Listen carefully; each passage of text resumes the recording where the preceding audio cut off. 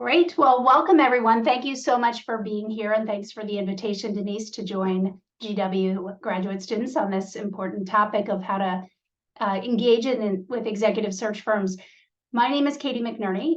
Just a little bit about me before we dive in, so you know who you're engaging with here. So I founded LeaderFit, which is an executive search firm based here in DC in 2009. So I have been focused on this work for 14 years. Before that, I got an MBA.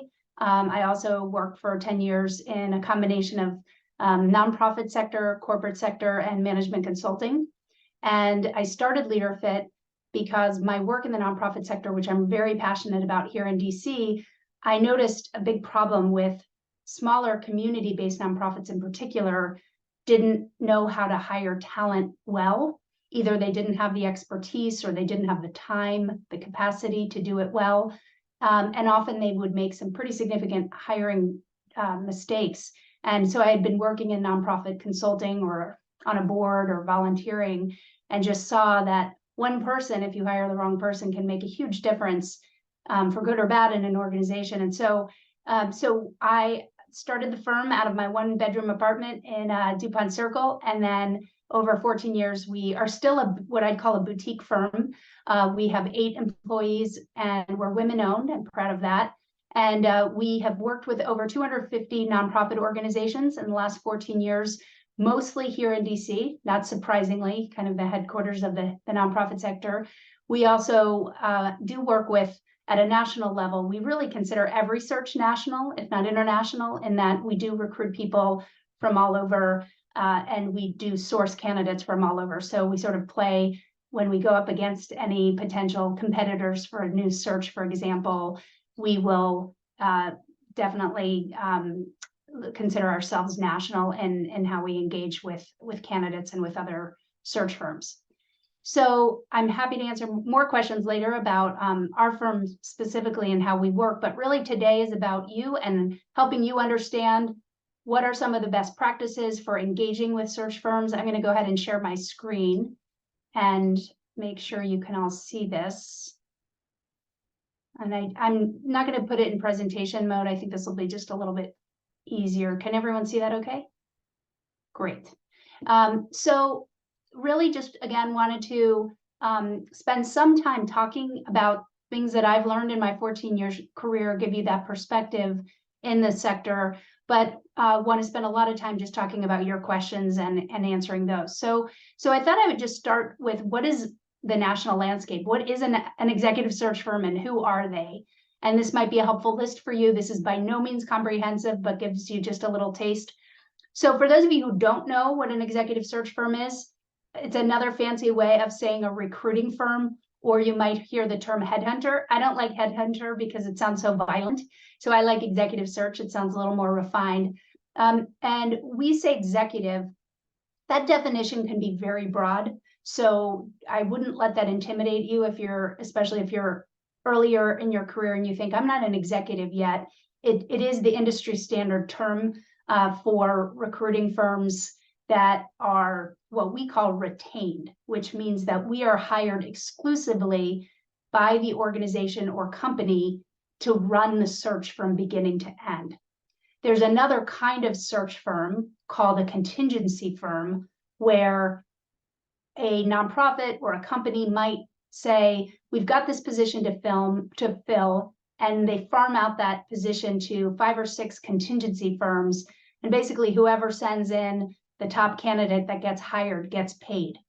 Whereas an executive search firm like ours actually gets paid because we're offering not just the service of finding candidates, we're offering a lot of consulting along the way. So essentially at our core, we're a consulting firm that specializes in identifying and helping companies hire top talent. And it can be at that executive level, but it could also be, we hire a lot of people either right out of grad school or a year or two out of grad school who may be earlier in their career. So don't let that term executive throw you. Our firm in particular does tend to focus on people with more years of experience, but not always. So often what happens is we'll work with a client on, let's say, a CEO search, and then they'll ask us to do a couple of more searches for their team. And those might be more searches with requiring fewer years of experience. So I did want to just share a couple of these search firms that are have nonprofit practices or are kind of in this space. The top large national firms, there are many, they're sort of the top 5, but the ones that have both corporate practices and nonprofit practices, you'll often hear about Spencer Stuart, Russell Reynolds. You might also hear about Egon Zehnder, which is more of an international executive search firm for those of you who are interested in maybe pursuing roles abroad, or here in the US, they do as well. Then what I'd consider another area is boutique national firms like ours, like I mentioned. Another one that was independent for a long time and was recently acquired in the last year or so is called Koya. And they've done wonderful work in the nonprofit sector, similar to ours, but much bigger. And they were acquired by Diversified Search, which again is headquartered here in DC, which is good to note. There's another one called Bridge Partners that I believe is in New England. There are many, many, many of these boutique firms, and they can be 1 to 2 person shops to a couple hundred employees, but they're very niche focused. So all these search firms that I just mentioned are all focused like ours on nonprofit sector only. And then what I'd call industry niche firms that tend to focus on a particular area, not always. So Isaacson Miller tends to be the go-to executive search firm for many higher education searches. Now, Spencer Stuart, Russell Reynolds, we've occasionally done some higher ed searches too, but that when you go to Isaacson Miller's website, you'll see a lot of higher ed searches. I don't want to speak for them. They do other searches for sure, but that's often what they're known for. The Weinred Group, based in California, is very much known for CSR and sustainability roles. And again, both of these firms are just examples. They do other searches, but as you get to know them and spend time on their websites, looking through their current searches, which I recommend, you'll get a feel for the types of roles that they typically place and also the kinds of organizations they typically work with.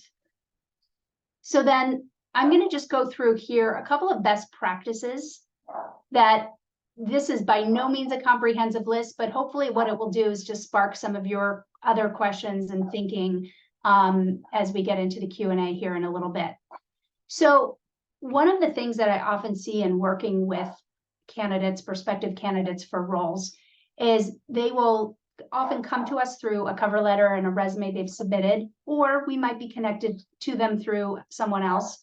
And basically they are often applying for a specific job and are laser focused on, that's the job I want, and here's why I want it. But what I often find when we conduct interviews is that candidates haven't necessarily, or job seekers, I'll call them too, haven't necessarily done the homework to really assess either why they're interested in that job or really what they're looking for writ large. I think having been through grad school myself, I know that feeling when you get to the time to look for job opportunities. There's excitement. There's also a little panic of what am I going to do next? I think for folks like you at GW, you have a wonderful education. Maybe there are employers coming to you, lots of opportunities. It's exciting. Maybe you're really not sure. You thought grad school was going to be the answer to solve your big question of what do I want to do with my life? And you're coming to that point where you say, I still don't know. That's okay. I didn't know exactly what I wanted to do when I graduated, and I've had lots of interesting jobs along the way that have helped shape who I am, but also have gotten me to a place of what I ultimately wanted to do. And so what I find though is that for people who haven't gone through some form of self-reflection and exercise about what they are looking for, what they want to do, when it comes time to interview for a position and the pretty straightforward questions that a recruiter might ask you, such as, so why are you interested in this opportunity? The answers might sometimes feel generic or rehearsed. And so what I'd really encourage you to do is take the time, and I know this is easier said than done, but I'm sure your career services department offers options for this, but really explore, even with a friend, let's get at the core of who am I? Why am I interested in particular opportunities? What do I want to do? What's next? because the more that you spend time with that question, as difficult as it is, the more you'll be able to customize your answers, and they'll feel more authentic when you're delivering them. It also, I think, will save you a lot of pain of going through interviews for opportunities that really just aren't a fit. That's another thing that I often see is people say, oh, the job title sounds interesting. Well, I should just apply for it. And they spend a lot of time writing a cover letter, going through the interview process, and then ultimately just when they've finally gotten to a point, maybe they've been called back for a second interview, they go, wow, this isn't at all interesting. Sometimes it's helpful for you to go to that process to discover that, but by doing that work up front, you'll really save yourself and frankly the organization a lot of time by not going after opportunities that really are just a mismatch to begin with. So that whole question is big and can be messy. I think it can be fun and exciting, and especially if you pair up with a friend who's going through the same thing, maybe you can help each other wrestle through that. The second point is it's not about you. So this sounds pretty harsh, but what I often see, I shouldn't say often, sometimes see, is people show up for job interviews or even in their cover letter, write about what they want out of the opportunity. That's not a bad thing. And in fact, that's great because it just answers the question that I said before. However, it should be a balance, right? It should be, here's what I'm looking for. And it's good to articulate that, whether it's in writing or orally in an interview. And at the same time, get to know through the job description, through the organization's website, what is it that the employer wants or needs? And spend the time to really do your homework in advance. It's amazing how many very senior level executives will show up for job interviews and have done a pretty cursory amount of research. 20 years ago, that was fine before there were great websites. There's so much information, not just what's available on the organization's website. You could often find out who are you meeting with, whether it's a recruiter or a hiring manager of a company. You can do a lot of research in advance to really get to know the organization or the person even, and ask insightful questions and be better prepared to answer their questions. Another best practice, and this is true again for both recruiters as well as for hiring managers at companies, if you apply direct, is write a customized cover letter. We read every cover letter that we receive, and I think people don't often believe us, but we do. And first of all, because when you're seeing a sea of resumes, the cover letter is a wonderful writing sample for us. It's also a wonderful way to get to know someone behind just their list of qualifications. And sometimes a resume can do that well, but the cover letter can really help you stand out. So this is an advantage for the group who's attending today, because you have now a kind of secret, because many people will say, I've been told never to bother with a cover letter, it's a waste of time. But I'll tell you, I'm not saying everyone reads the cover letters, not every recruiting firm does. Most people think, oh, it's AI now is going to assess whether I'm the right person for this fit or for this organization. But the reality is we do read cover letters. I highly recommend that you write one. And again, not just about you and what you want, but really take the time to read the job description, read the organization's website, to then deliver a custom cover letter that addresses why you think you're the right fit for the role, and make it customized. It's amazing to me too, how many people will write one cover letter that's pretty generic and then copy and paste it. And I'll even share something that is one of my particular pet peeves. So on our website, we do require a cover letter when anyone applies for a job. And so we have a little spot where you can upload your cover letter and then your resume. And you'll be amazed at how many people will upload their resume twice because they don't want to bother with writing a cover letter. And it's more than I'd like to admit. So definitely recommend against that. Write a cover letter. It's a great opportunity for you to stand out. The other thing I think it does is it forces you to be more focused on picking the organizations that you're really passionate about, or the opportunities that you're really passionate about. Because sure, you could apply to 30 organizations using the same copied and pasted cover letter, But by writing a customized one, it's going to really give you the opportunity to focus on the ones that matter most to you. Update your LinkedIn profile to match your resume. This sounds pretty basic, but one thing that we've noticed as recruiters is we spend a lot of time on LinkedIn, and we actually look at LinkedIn proactively to identify potential candidates. And when we have an applicant come in through our website, for example, we actually will look at their LinkedIn profile as well, just to see. Sometimes LinkedIn gives you an option to put links to things. There's more information to share. Just make sure that your material matches.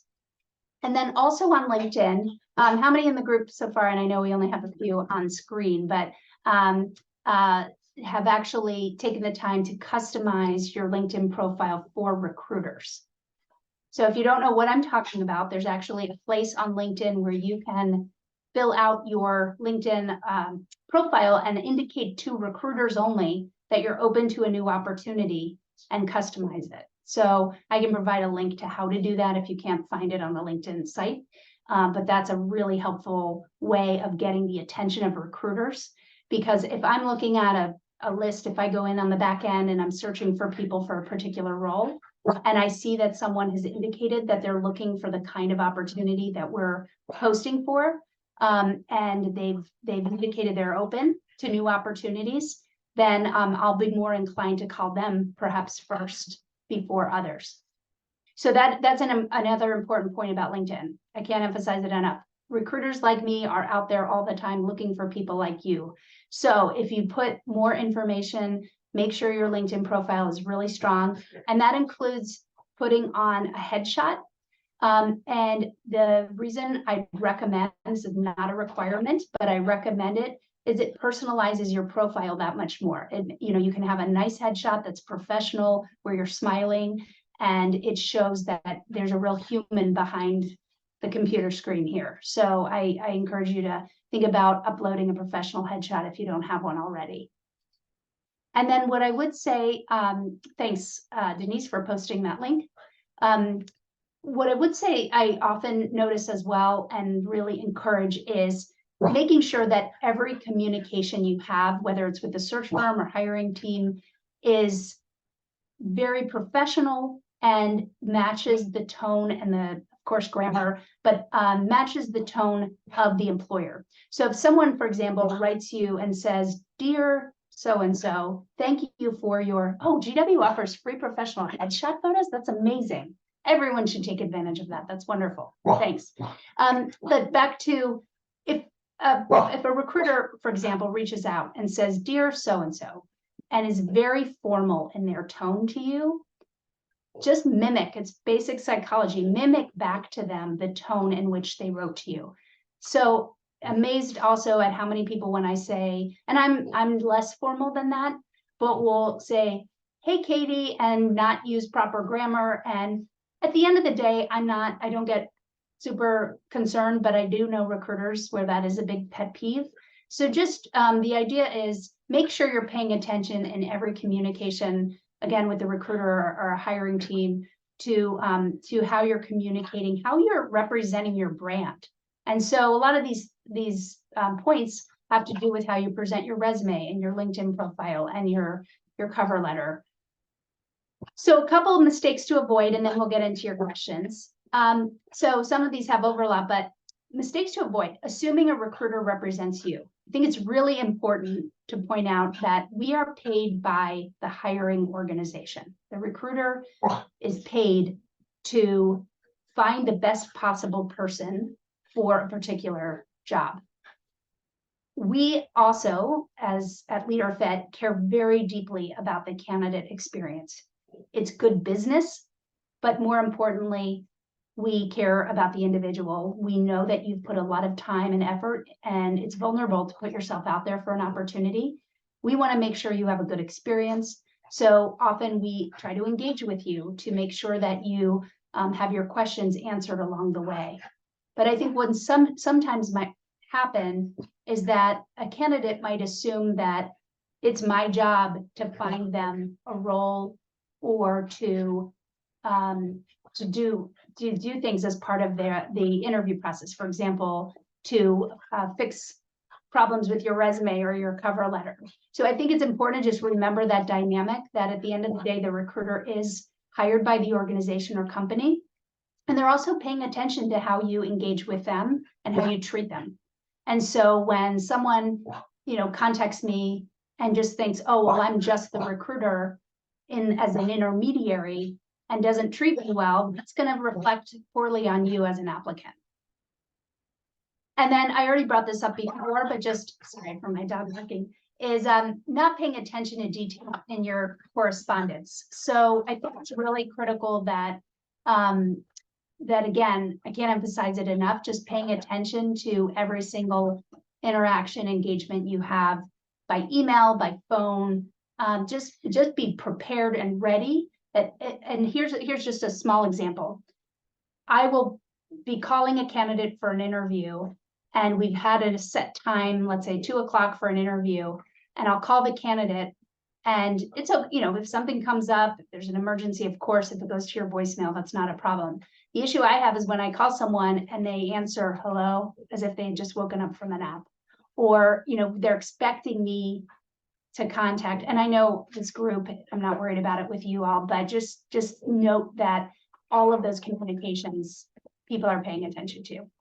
And then another small piece, but it's an important one, is, if a recruiter's reaching out to you, if hiring managers reaching out to you, you're busy, you've got a lot going on. Try to do your best to respond promptly. Promptly can be defined in different ways. I'd like to say by the end of the same business day at the latest, just so that you can show that you're still engaged and interested.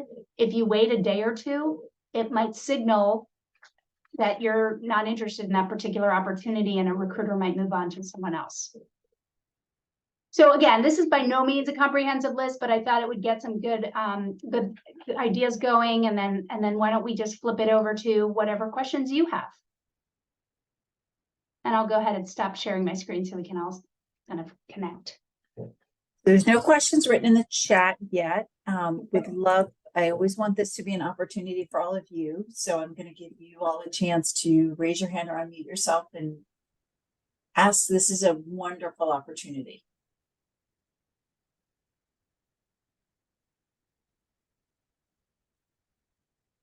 And since it is a smaller group, feel free to ask a question that's, specific to you. Jade, Great. yes. Oh, sorry. Whoever spoke can go first. I know someone turned their mic Nope, on. it's you. Oh, okay. Yeah, so I guess I'm a recent graduate. I've been looking at not only federal but jobs, but also, sorry, there's my dog, but nonprofit jobs. I guess a question I have is a lot of the roles I've been applying to as an entry-level kind of candidate are being beat out. Like, I've gone into interviews and I had LinkedIn Premium and kind of, beating out that experience. Kind of, I guess my question is like, what are roles to look for? Because I do technically have like over 2 years of like internship experience, and some people will sub in and out. What is a way, like I've been using Idealist a lot, but this specialized experience, I also have my nonprofit management graduate certificate, but what is a really way to stand out and to leverage those skills and kind of what we gained through Trachtenberg to be able to stand out against maybe, entry level or kind of like intermediate people who we might be going up against? Jade, that's a great question and one we get often. So the first answer I have is it's about relationships so much. And so one of the challenges with technology and with LinkedIn and all these job boards is that often an assumption is that, well, if I apply I have to go online to look for opportunities. And it's true, there are many opportunities online. That is one way to do it, but it's only one part of your toolkit. So one thing I would recommend with your interest in the nonprofit sector, there's a great local network called the YNPN, the Young Nonprofit Professionals Network. If you are not familiar with that, quick plug, it's a DC chapter. There are chapters all over the country, but they offer events. In fact, there's one coming up in October where you can actually meet with another recruiting firm called Careers in Nonprofits. And it's a great networking with peers, but so you can talk to people who are already working in the sector. They also have a mentorship program that I think is, I'm not going to say the price, but it's less than $100 a year to join, to get a mentor And then they also have other professional development opportunities. And you don't have to already be working in the sector. You can be in graduate school. I was involved in that organization years ago, and it was a wonderful way to meet other people. I'm sure all the time you're meeting people in the nonprofit sector who want to work in some kind of social impact. But that group in particular has great, very focused professional development opportunities. And then I would also say, look for other opportunities like that. So another thing, opportunity that comes to mind, the Aspen Institute. They're local. They have wonderful programs. They have free book discussion programs. I feel like there's a wealth of those kinds of in-person opportunities to connect. And then to get to your point specifically about how do I stand out? I would actually similarly look for ways to connect with people who may be 3 to 5 to 7 years ahead of you in their career in an area that you're interested in. So one great tip I have is to go on LinkedIn, and because you're here in DC, you have the GW connection, look up, and I know GW has an alumni database that you can look up people who work in similar fields, but also on LinkedIn, you can select, I want to look at people who went to GW, or they don't have to, you can look beyond that, but that's an easy in to say, I'm a GW student that's interested. I really loved what I saw in your profile about the work you're doing. Could we find a time to connect for 15 minutes? Not, can we meet in person for coffee and have it be this onerous thing, but could I talk to you for 15 minutes? And I would even go so far as to say, set a goal for yourself of having 5, 10 of those conversations a month. And I think building that kind of relationship with someone and then letting them, you're not asking them for a job, you're genuinely getting to know them and the kind of work they're doing. And then suddenly you have this expanded network so that when an opportunity does come up at their organization, you are on their radar because they do know you're looking for something new. So I think that's something that sadly with COVID, with our focus on technology, that kind of relationship, that doesn't have to be in person, of course. That's an opportunity. You could do a quick phone call with people, but the idea is expand your network. I've found that people, especially who are in the social impact space, are very receptive. So maybe you won't get 5 out of 5 calls back or emails back or LinkedIn outreach back, but even if you get one, and then at the end of that conversation, say, this has been so helpful, send them a thank you note. Is there anyone else you think that might be helpful in this space? I'll just take one more minute on this and say, definitely research organizations that are really exciting to you. And even if they don't have a job posted, don't be afraid to send a note to someone whose bio you really connected with. So the best job that I got in my 20s, and this is before, this was in 2000, the year 2000, when there were basically just brochure websites. I'm really dating myself. I found this organization, and it happened that someone at the organization went to the same college.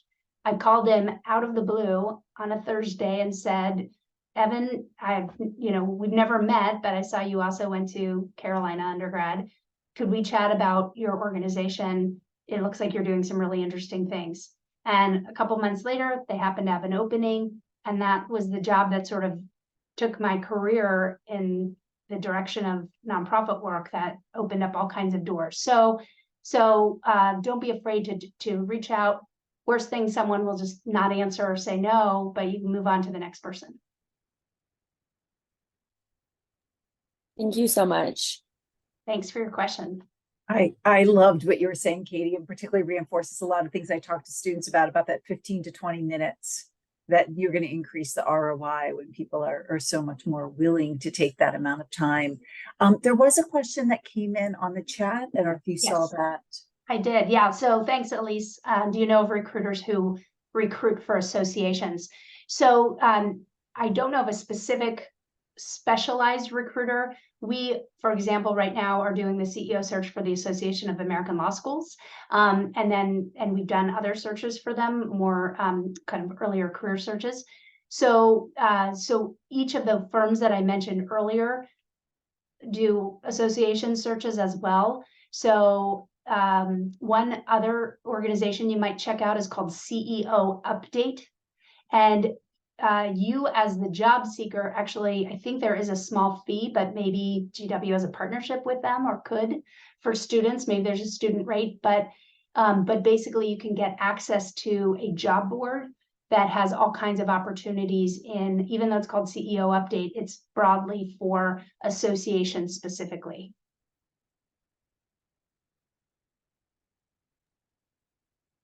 Great, that's a new website. I just dropped that in the chat.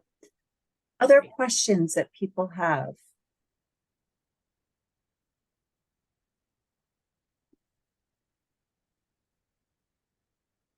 Abby, I'll cold call you. I know you have a question. No, don't feel obligated. But Okay, so we were talking a little bit earlier about LinkedIn and kind of updating your profile. I was wondering, in terms of posting, and I've heard kind of a couple different things, but how often should we be posting? Does those kinds of things matter, or like what we're posting about on LinkedIn? How active should we be other than just having an updated profile? so great question. This is purely my opinion. So I think you should only post if you're doing it authentically and because you can, you have something to say that has value to someone. Now, again, that definition could be pretty broad, but I wouldn't get into the trap of posting because you feel like, gosh, I should post. Now, I know other people who give very different advice. I think it's about authenticity, because I do think ultimately people who are reading those posts are paying attention to whether you're doing it. And now your version of you may feel insecure. Do I have something really to say and offer? I think I will say you do. It's just, is it relevant and is it helpful and is that the right forum for it? So my rule of thumb is do it if you feel like it can resonate even with one person, and is also authentic. Great, thank you. Great question, thanks. Thanks for joining, Reggie. We're just in Q&A mode now. So if you have any questions for recruiters or for the recruiting process, anything related to a job search, cover letters, resumes, LinkedIn profiles, interviews, interview prep. Okay, thank you. I appreciate it. Sorry for being late. I had some issues with movers today. No problem. Reggie, I always say you can log on late. Do you have a question? And if not, we can just listen. And we did record it, Reggie. Okay, that's awesome. Yeah, I'll step back for now, but if something comes up, I'll make sure my hand gets raised and I'll get it out. So maybe, Katie, I have a question that often comes in with some students. Curious to get your perspective on it. Particularly, a lot of students here are young and, they're building out their career. And you made some great suggestions around associations. I often talk to them about thinking how things that they can get involved in outside of work, boards. From your perspective, what carries the most weight? What carries in terms of thinking about if they see themselves down the road in these, mid-level to senior level positions from your perspective, what should they be spending their time on? I love that question. So what comes to mind immediately, and I'm probably overuse this word, is an authentic experience. So I see often people, and I am guilty of having done this myself when I was earlier in my career, is feeling the need to pack my resume or take on volunteer commitments. And I think genuinely I wanted to help in some way, but I could easily get swayed by, ooh, that's probably gonna sound good on my resume, I should do that. Or so my motives weren't always pure and altruistic. And so I think finding opportunities where you can make an impact and that could be honestly going to work at an emergency food shelter that's in your neighborhood or down the street. Miriam's Kitchen, for example, is not far from GW, has wonderful volunteer opportunities where you can serve food on a daily basis to men and women experiencing homelessness. That experience is really powerful. I've done it myself, and walking away from that, you have a new appreciation for a nonprofit in your community that's doing high impact work, you could also be stuffing envelopes for them for their annual fundraiser. And that is helpful because that one letter you stuffed might go to a donor who makes a significant gift that allows them to feed more people. So I wouldn't feel like, it might sound more interesting to do certain projects over others, but finding opportunities where you can engage with an organization whose mission you care about, perhaps as a volunteer, will always give you great opportunities to learn. You might also see something that in that experience that you don't like to do, or you don't feel is a good use of your skill set and experience, and that's just as valuable. And so I see those kinds of opportunities to engage beyond your comfort zone in particular as ways to learn and grow. And those are all fodder. The best interview answers I see from candidates are ones where they've taken a step outside their comfort zone. They've done some kind of service. They've challenged themselves in a new way. And not just to have a good interview answer, but to actually have that experience that helped them change and grow as a person or as a leader. So volunteering also as a mentor. I mean, a very easy thing to do at GW is to mentor a younger student, maybe an undergrad, who might be struggling, maybe somebody from your hometown you could reach out to. I think about, I'm almost 50, but and the time goes by fast, but I think about, in my 20s and 30s, some of the most valuable experiences for me, but some of you're never too young to start mentoring and helping shape somebody else's life. And that, especially if you don't have people management experience yet, that mentoring someone is a form of coaching and management and mentorship. So when you walk into that interview and they say, well, we really need somebody who's capable of managing a team, you can pull from that experience. Similarly, volunteering at an after school program, or Horton's Kids on Capitol Hill does wonderful work mentoring and teaching students. So lots of volunteer opportunities. DC has no shortage of them and needs volunteers. And I always think, we think we're the ones volunteering and going in and giving our time. You always get more out of it than I think than the organization gets in exchange. Thank you so much. I used to volunteer at Miriam's Kitchen myself. I love that organization. I have lots of questions I could ask, but I want to see from any of you.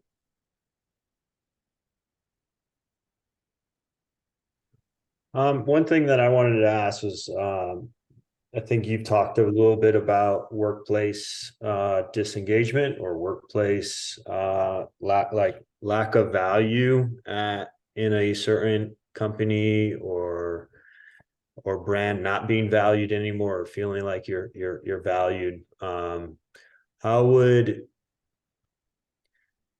maybe it's driven by just the construct of that company, but is it also appropriate to start to take a look at, maybe it's just a career shift, like it's maybe that you've run the course in that particular field, and how do you necessarily identify or highlight which bucket you're in? So Reggie, help me understand a little bit more about, I don't want to misinterpret your question. So are you saying, how do you kind of make sure you're adding value? Do you mind restating it a little bit? See if I can. Yeah, I guess what I'm pointing out is, how do you feel unvalued in a certain corporation, or you feel like you're just not engaged anymore? Denoting the differences, is it due to leadership and or the way that organizations run, or is it the field and sector itself? Got it. Thank you for clarifying that. Great, interesting question to consider. I think the reality is it probably depends on the situation, but I think it's also the way I would think about that is it's an opportunity for you to reflect on both. It's probably a combination, right? It's probably I'm seeing as a trend in the nonprofit sector, if I can call it that there is I think people graduating today from undergrad, from grad school, and early career professionals are demanding in a great way that the organizations they work for have a set of values that they articulate clearly, whether it's around their diversity, equity, and inclusion and belonging, and what are the policies, not just the statement that they put up after George Floyd's murder that everybody kind of put up and said, you know, here's what we're doing about it, with good intention, but didn't necessarily have a lot of policy behind it or specific actions. But I think the good news is people called companies and organizations on that and said, yeah, but what are you actually doing? This is definitely a work in progress. It's still evolving. But I think the good news is people, particularly earlier in their careers now, are demanding that and wanting to work for, demanding to work for companies that are articulating a set of values, but also living those values, not just saying it, but living those values. And also holding leadership accountable. I mean, I think we're seeing that certainly in unions. I mean, the writer's strike, is an interesting example, but even non-unionized organizations. But I will point out a number of my nonprofit clients have unionized in the last couple of years, which nonprofits unionizing was not a thing 10 years ago for most organizations. So the fact that there's more voice for workers who aren't in, quote, senior executive or leadership positions is a good thing. So I'm hopeful about that. But at the same time, to get back to your question, I think there's still a need for the individual to also assess, it's just not the right fit for me. Is this not the right organization? You have a responsibility as the employee to also kind of not just hold the leadership accountable, but hold yourself accountable to what is it that I care about and want. And if this organization isn't offering it, or if I'm not finding my place here, then either I try to adjust and adapt, or I move on. So I'm not sure if that entirely addresses your question. Happy to flesh that out further if you'd like. No, that's helpful. It helps kind of just follow and support some of the thoughts that I've been having. I did want to follow up with something that you said, as you mentioned, nonprofit. A lot of nonprofits are shifting to be unionized. Does that affect hiring process, or do you find that as a company shifts from one to the next, should when you're job searching and you identify that a corporation is unionized, that's something you should take into your application process? It can. What I've found is it might make the process a bit longer because there are perhaps more parts of the process in place to engage the employees more in the process. So it used to be that, you know, a hiring manager alone would make a decision about, and maybe one or two other members of the team, but in unionized organizations, not always.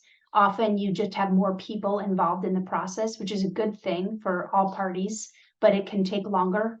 So, so I plan for that.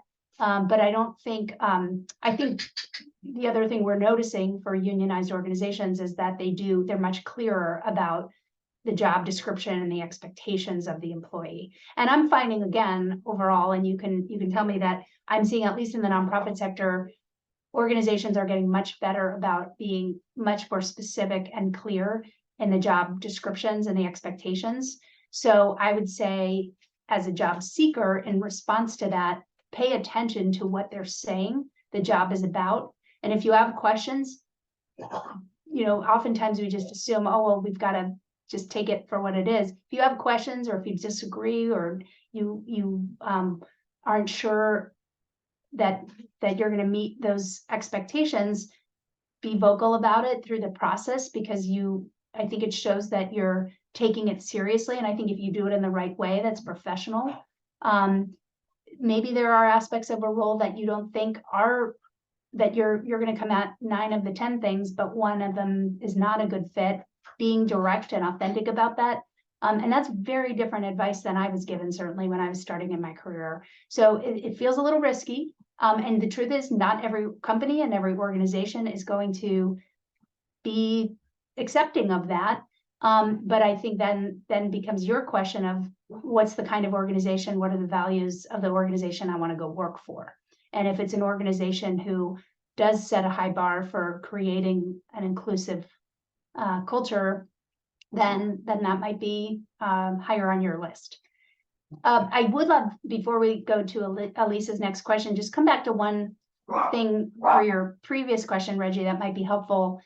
There are a number of self-assessment exercises that I think are really helpful at getting at what are your core values, what are your strengths. So just a couple to note, the Gallup organization has something called the Clifton Strengths. It used to be called Strengths Finder, it's called Clifton Strengths Assessment. There's also something called the Enneagram, ENNEAGRAM. There's another called the DISC Assessment, DISC. Of course, Myers-Briggs, many of you know about and may have taken. No one of these is going to give you everything you need to know about yourself. I think what I like about each of these, and whether you take all of them or none of them or one or two, is that it just gives you some more tools and language for your own self-reflection. So I don't, just as you probably were told, don't define me by my Myers-Briggs letters, which is right, because no one test is going to give you the perfect answer. It does give you provide some interesting conversation. And I think over time, StrengthsFinder in particular, we found to be really helpful in looking at what are the things that the core values that drive me, and what I get most interested and engaged with. And I like the Enneagram for that reason too. Before you answer Elisa's question, just to let the students know, I am certified in Clifton Strengths. So if students have, I do it for the Women's Leadership and the Minority Leadership Program, but if you happen to take the assessment, you're welcome to schedule advising with me to talk about it, because I do a lot of training work in this space. So always welcome to have you come in and have those conversations. And I put those in the chat. And I appreciate, Katie, you're staying on later than we thought, and the students are too. So if we'll do Elisa's question as a final wrap up would be fantastic. My pleasure. And also, Denise, feel free to give the participants my email address if I can be helpful in answering future questions or connecting. Happy to go into more detail. Elise, thanks for your question. So you asked for a mid-career professional, how can you best get the attention of executive search firms? Thanks for asking that. That actually should have been part of my key talking point. So I'm glad we're ending on that note. So a couple of ideas for you. So one, I think you were on when, and I'll just put it back on my screen here. I just shared, and for Reggie's benefit too, we can go back to this, but the names of some of the national and niche executive search firms. So I would recommend taking note of these, maybe take a screenshot or come back to this recording. Again, these are just a handful. If you type in nonprofit executive search or public sector or association executive search, you're going to see a whole bunch of organizations. So what I would do is go spend time on each of their websites. Oftentimes they have a place where you can register and upload your resume and cover letter, or just your resume, even if you're not applying for a specific role that they've posted, you're then part of their talent database. And we have something similar on our website, which I'd encourage you to register on. We definitely look at people who may not see a role today, but and I know people think, oh, that's a waste of time, they're never going to look at my resume. We look at it regularly. It's part of our practice, because sometimes the best candidates don't happen to see our job description. And so we are constantly either proactively looking on LinkedIn or looking in the database. So each of those websites you can upload, and I think without exception, you can upload as more of a general interest. And a second option, which is a little bit more involved, is to just either on the website or go on LinkedIn and proactively reach out to an executive recruiter. And I think you may not get a response or an executive recruiter might say, thanks for reaching out, I don't have any roles for you. I wouldn't go in with an expectation that they're going to write you back and spend an hour talking with you. But I do think just having your name and having your resume in their file, it shows that you did your homework, you reached out to them, And if you put together a thoughtful cover letter that just, or cover note in an email that distinguishes you, and I think if you use language that's really respectful, remember, it's not just about you, and say, you know, here's who I am, and please keep me in mind for opportunities that come across your desk. That's a simple kind of soft way of getting their attention, and you just never know. They might respond and say, wow, I also went to GW, or my best friend did, or, you know, I saw that organization you were a part of. I love them too. Just never know that human connection you can make with them to, you know, that we're humans too at search firms. We're not just AI robots kind of trolling for candidates. We do like to make human connections with people. So with that, Katie, I am going to thank you profusely. I learned a tremendous amount today. I'm sure that our students did and our alumni did. And thank you again for letting us record this. So we will have, I'm sure others will learn. I thank you all students for your great questions and your engagement. This is really, really valuable information. So thank you so much. My pleasure. Thank you for having me, and feel free to reach out if you have any questions, and good luck to everyone.